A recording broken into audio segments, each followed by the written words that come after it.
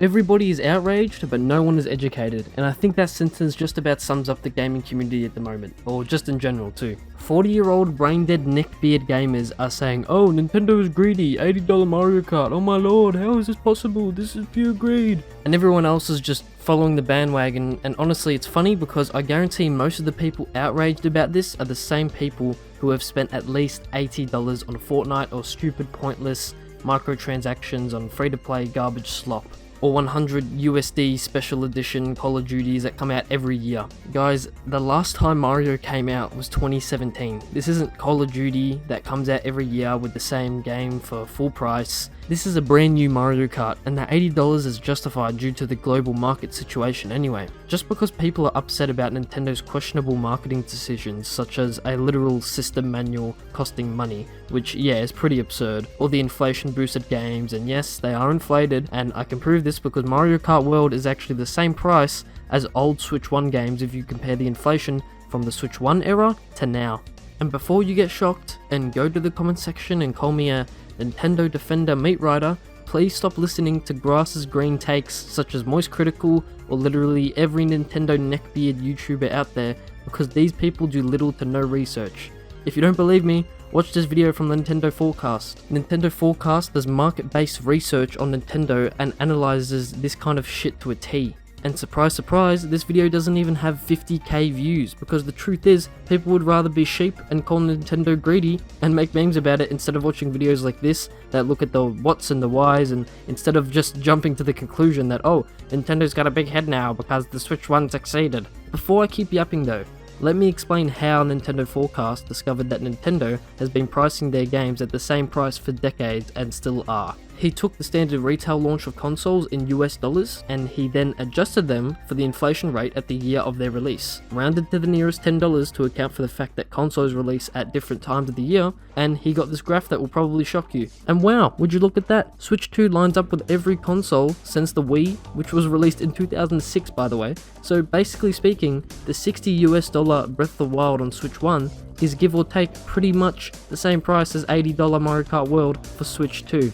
Inflation began to skyrocket after the global pandemic around 2021, which was the middle of the Switch lifecycle, so it's really not surprising they are upping prices at this point. The market has changed so drastically since 2017, and 2017 was literally so long ago, especially if we are talking about inflation. And you may ask, well, how come it's only Mario Kart that's so expensive if 80 US is supposed to be the standard price when adjusted for inflation? This is because Nintendo is holding back in places where they could actually be a lot more quote-unquote greedier. So I recommend we all shut the fuck up and suck it in, because it is what it is. This is the new standard price, and I understand it's a shock, but it's ignorant to call Nintendo greedy without being aware of just how much the market has changed so drastically, especially in the last 5 years. So when you pick up Donkey Kong Bonanza, which is a super graphically ambitious A-Team Nintendo title, just be grateful that shit ain't $80, because that's the new standard price if you want to talk inflation. This isn't just some random decision. This isn't Nintendo having a big head, it's just basic economics. In reality, Nintendo's being great to us, greater than they have ever been. Every big and little thing that we as Nintendo fans have requested or complained about, they have addressed and or given us. Game sharing? Yep. More storage? Yep. Voice chat? Finally. Quality and performance modes? Yep. Virtual cards? We didn't ask for, but those are awesome anyway. There's even mouse functionality in the Joy-Cons, which you can use in shooter games, and they didn't even need to go this big with Mario Kart, but they did it anyway. They could have just done a traditional Mario Kart again, and everyone still would have bought it. No matter what the price is with Nintendo games, you are almost always purchasing a game that you will play for years to come. Can you really say the same about most other AAA game developers? They all use other marketing tactics to get you to spend more than you even thought you would. The average Call of Duty player has probably spent hundreds of dollars in the last 5 years on the same game, but just a little bit different. And that's not even including microtransactions. And most people who play Fortnite or any other battle royale have spent over $100 on microtransactions, and Sony pretty much just sells single player campaigns that you beat once in a few days, and that's it. And honestly, the only banging Sony game is Spider-Man, to be honest. God of War and all the others are just kinda good. This is the new Mario Kart that you will play for years to come, not some lame-ass sequel or a microtransaction-filled game. Mario Kart World is a genuine great game that is nothing but that, and that's what you get when you buy a Nintendo game. You buy a game that has no bullshit and is just pure bliss. And yes, this sounds like glazing, but honestly, what has been bigger or more exciting in gaming since the Switch 1 came out? The only huge things to happen was Cyberpunk and Elden Ring. The only thing to be as fresh and exciting to happen since the Switch 1 is the Switch 2, and that's facts. And if you're excited for the PS5, you were just excited to play 2K and COD on a new system. Because let's be real, no one buys that thing for exclusives, especially with them on PC now anyway. PS5 really was just the COD and 2K system. And another thing I'm shocked about is that people are outraged about the C button, because it costs money to use the functionality behind it. Basically, all this means is you can't use voice chat without a Nintendo membership, which is, yeah, it's pretty dumb. They should allow you to use voice chat for free and charge for playing online, like how Sony and Xbox do, but I feel like people are overreacting, because yeah, I get it, the principle behind locking a button's functionality behind a paywall is pretty shit, but the people who are gonna use voice chat on a Nintendo console are the same people who are gonna be playing with their friends online anyway. I feel like this is a thing where it's not really that terrible. It's kind of just like a, oh, that sucks kind of thing. But people are just mentioning it because it's just another bad thing to add to the greedy Nintendo narrative, when it's like, bro, are you really gonna use voice chat and not play online with your friends? Who is doing that? And I just want to add that I play literally one game on my PS5, which is Dragon Ball Sparking Zero, and that shit costs $80 for an annual online membership. Nintendo charges fucking $20.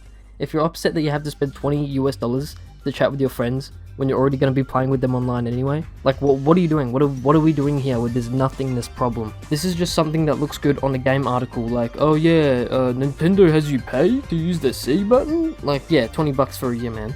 And for the people who are looking forward to not playing with their friends online but only talking to them through the Switch for some reason, well, I feel just awful for you, because it's not like there's any other way you can communicate with your friends online in the year 2025. So yeah, I guess this problem is pretty fucking absurd, guys. Fuck Nintendo.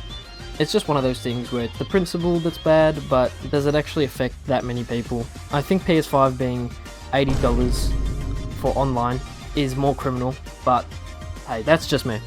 Even if Nintendo does up the price of their online, I doubt it will ever be as much as PS5, because that shit is fucked up, seriously. It's probably because Sony doesn't make much money on their hardware, maybe. I don't know, I'm not sure. I still hate that though. And for the people who think that it's crazy that the Switch 2 costs as much as the PS5, like how is that crazy to you? The console came out 5 years ago. And yeah, I get it, the Switch 1 was $100 cheaper than the PS4 on launch, but the jump in power and features from Switch 1 to Switch 2 is far greater than the PS4 to the PS5. And it doesn't take a genius to know that. People need to understand that this is Nintendo's first console that is actually stronger than an Xbox 360. So of course the price is gonna be around the competitor's price now. Anyway, to sum everything up, the facts are here. People will still probably call this a glazing video because majority of people think the prices are crazy, and the reality is that most people are sheeps and will follow what a 40-year-old neckbeard YouTuber thinks that does little to no research before calling out a company for being greedy, without actually understanding what's going on in the global market.